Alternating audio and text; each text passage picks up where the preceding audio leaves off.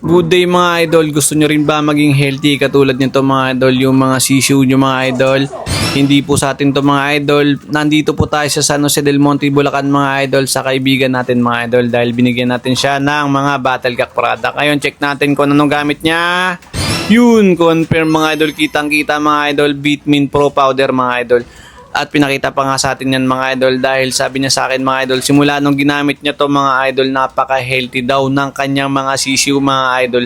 Dahil alam niyo mga idol, yung Bitmin Pro Powder mga idol ay meron siyang probiotics mga idol. At sigurado tayo na ang vitamin na mga idol is nandito na lahat mga idol. At ayun mga idol, kinamay pa nga mga idol dahil may secret daw yan mga idol kung bakit kinakamay.